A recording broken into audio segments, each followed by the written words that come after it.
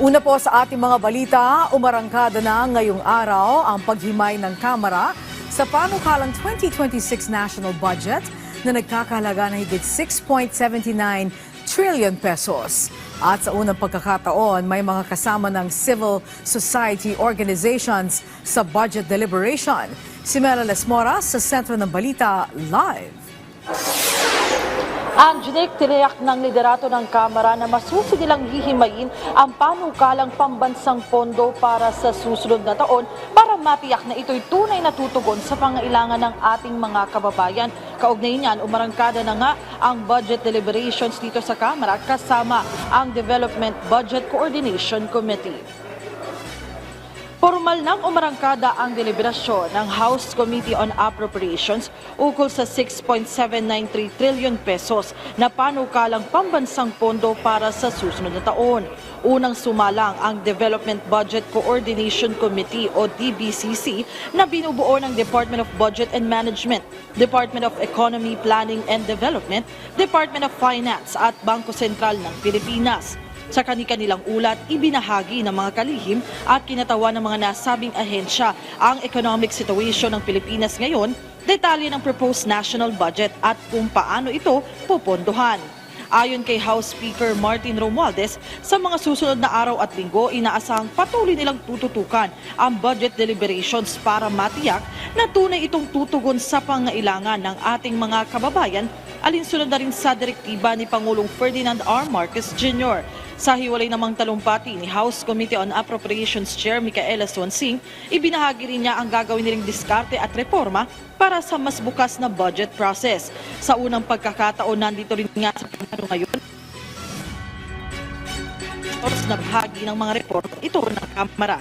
Sa mga puntong ito, pakinggan natin ang bahagi ng pahayag. To our partners in the executive branch, allow me to be clear. We will scrutinize, we will question, we will deliberate thoroughly. But we do so not as adversaries, but as allies, united by a shared purpose. For at the end of the day, at the heart of our collaboration lies a common goal: to deliver a better, more dignified life for every Filipino family. Sisiguraduhin po ng Kongreso na ang 6.793 trillion pesos na budget ng ating bansa ay pakikinabangan ng ating mga kababayan. Mararamdaman at makikita po ninyo ito. Mas maginhawang pagpapagamot, mas dekalidad na edukasyon at mga classroom, mas maraming dekalidad na mga trabaho, at mas magandang mga kalsada para sa mga magsasaka upang mas mapadali ang pagdala ng inyo pong mga produkto sa merkado. Angelic, sa mga puntong ito ay nakabreak lamang itong ang deliberasyon ng panukalang pambansang pondo. Pero kanina, bago tayo umere, ay kabilang dun sa mga naging topic sa interpellation ng mga kongresista ay ang naging proseso at detalye ng 2025 national budget. Gayon din yung panukalang pondo naman para sa Visayas at Mindanao sa 2026. Angelic? Yes, Mela. Sa mga susunod na araw, sino-sino ang mga nakatakdang humarap sa Kamara para madepensahan ang kanilang proposed budget?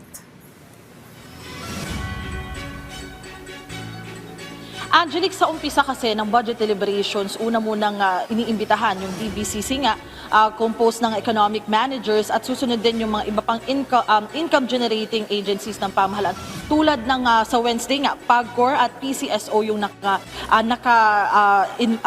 nakalagay sa budget calendar.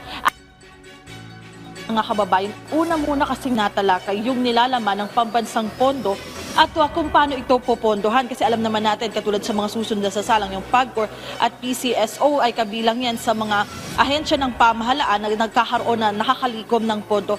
So una nilang tinatalakay kung sapat ba ito, kung ilan yung kailangang utangin ng bansa para nga mapunan yung pambansang pondo. Saka naman ngayon sasalang yung mga iba't ibang kagawaran at ahensya ng pamahalaan humihingi ng pondo para sa susunod na taon. Angelic, no, inaasahan natin pagkatapos naman itong mga income generating agencies ay sasalang na rin yung iba pang ahensya ng pamahalaan tulad ng DepEd, DPWH at iba pang ahensya ng pamahalaan para din mabusisi yung kanilang mga programa para sa bansa at para sa susunod na taon. Angelic? Okay, maraming salamat sa iyo, Mela Lesmoras.